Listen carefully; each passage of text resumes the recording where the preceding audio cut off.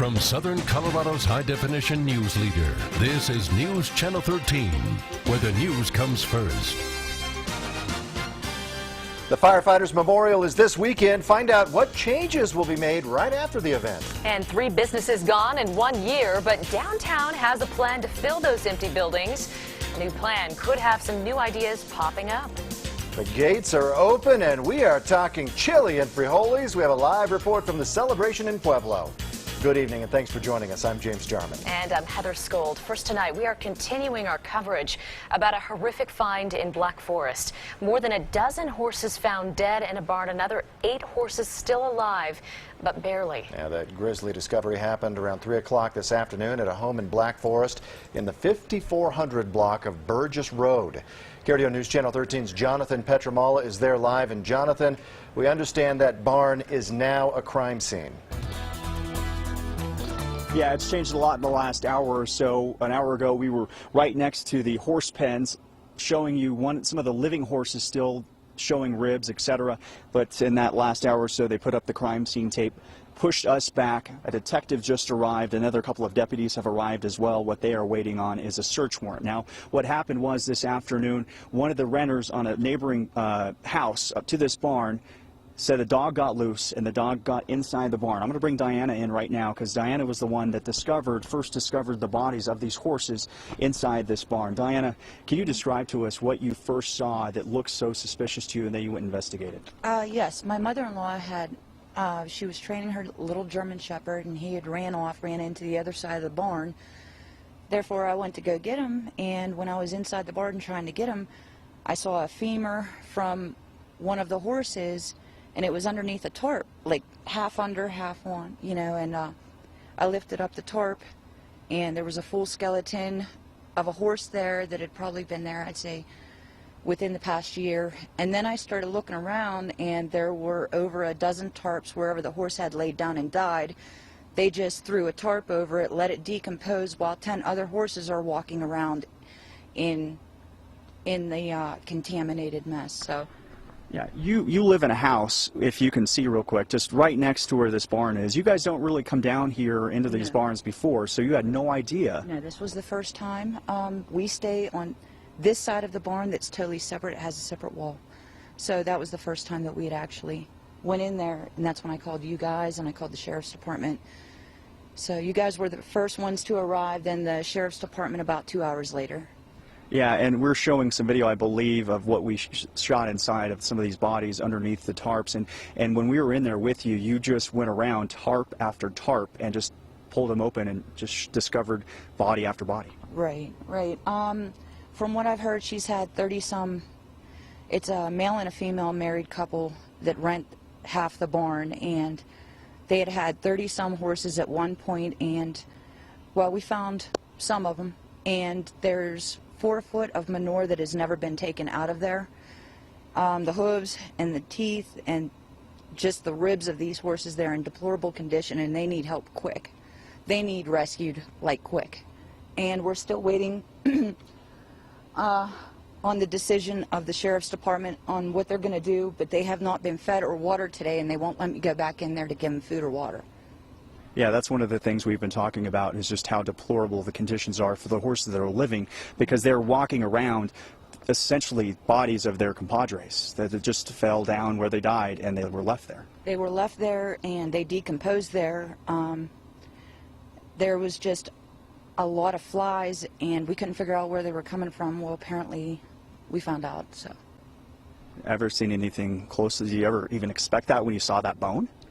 I had a gut feeling something was wrong because they were so private about not letting anyone in there, and I'd see 1 or 2 horses out of the 10 come out, and their bones are showing, just their ribs they're just in deplorable condition. And when I went in there to get the dog, I never thought that I would actually see dead bodies laying everywhere, just throwing a tarp over them and let them decompose along with the live animals. So. And after tarp, it seemed you got angrier and angrier as you uncovered what you saw. Yes, I did. And I will make sure justice is going to be served. Trust me. I will follow this story. Excuse me. I will follow this story until they're in jail. I want something done. Something has got to be done, so. A little impatience now. We're waiting on the El Paso County Sheriff's Office to get a search warrant to be able to go inside and see what we've already seen and what we've shown you on live on television the last hour and a half or so. They don't want to go in, of course, because if they do, then if they see anything in there, that's evidence that could be inadmissible in court. So they have to follow the process of getting that search warrant, and then, of course, from there, the investigation will continue from there. Live for now in Black Forest, Jonathan Petromala, KRDO News Channel 13. And Jonathan, before you leave, it truly is shocking video to see, even more shocking for you all who have seen it in person. Jonathan, you were raised on a farm here in southern Colorado. You know what it takes to take care of livestock. What do you see of any food, water there, if any? Yeah, growing up on a ranch, we had sheep, we had horses. My parents were horse people. They're well known in the region. And, if you have the commitment to have livestock, that's a 365-day-a-year job that you have to commit to take care of these animals, because they can't take care of themselves, especially if they're locked inside of a barn or inside of a horse pen where they have no access to running water or food. I did see inside a couple of bales of grass hay, not nearly enough to feed the number of horses that are inside. I saw 8, maybe 10 horses in there. That's not enough to feed them for too terribly long. The water that we did see was stale, rotten, old. It's just like us. We wouldn't want to drink that water that's been sitting there rotten, maybe having some algae growing inside of it. Then you have, of course, all the flies and the maggots because of the dead bodies that were just lying around. The condition of the horses that are living itself, the horses on the outside, there are 4 horses on the outside pen, and you can see their ribs. Their hooves aren't in terrible condition. The horses on the inside, though, where it's essentially a horse graveyard, their conditions, though, are not quite as good. They don't have the ribs showing, but their hooves really concern me, as well as the conditions of their mouth. That's something that could end up being troublesome to their continued life if they are indeed rescued from here. Back to you guys. Yeah, clearly an injustice there. Thanks, Jonathan. Tomorrow's annual ceremony at the Fallen Firefighter Memorial in the Springs will be the last under the current layout. Yeah, major renovations are planned to the tune of about $4 million. KRDO News Channel 13, Scott Harrison tonight is checking out the changes. As firefighters from across the country prepare for their annual ceremony in the Springs this weekend, we see what makes it such an event: the colorful honor guards with their flags, drums, and bagpipes.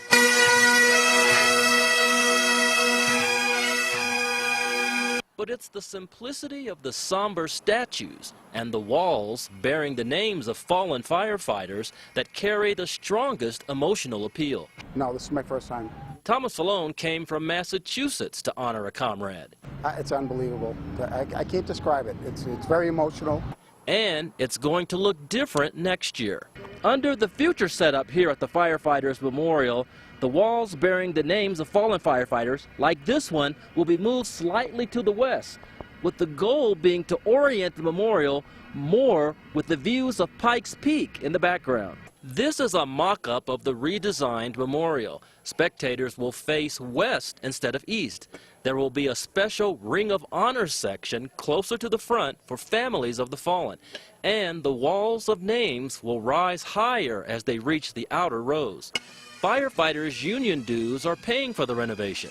It'll include 3,000 names of firefighters going back to 1918.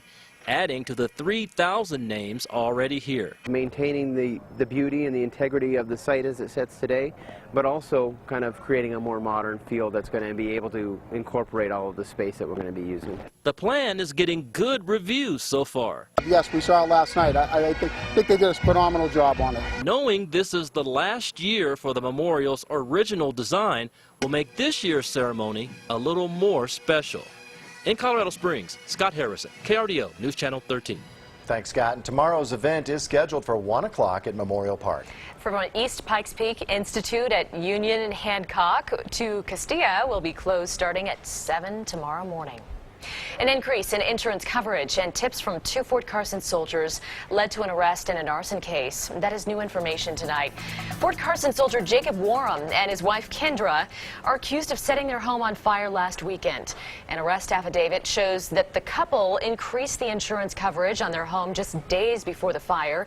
A soldier also told investigators that Warham asked to borrow his truck to go camping, but then left it in Divide. The couple's home started on fire early Sunday morning by Woodman and Powers. Well, the smell of roasted chilies is in the air tonight in Pueblo for the 20th annual Chili and Frijoles Festival. It is happening right now, and KRDO News Channel 13's Carl Winder is there. And Carl, I heard there's new pepper at the festival this year.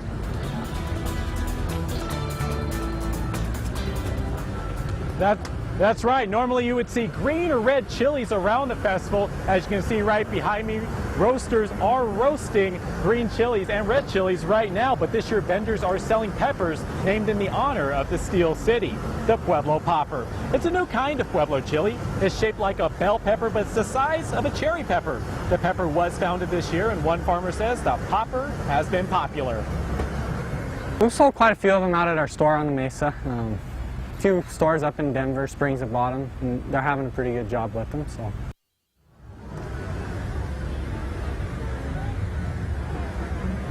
Now, one farmer was kind enough to give me a Pueblo Popper. He says it tastes just like a green chili, but sweeter. I'm going to try it right now, put it to the test.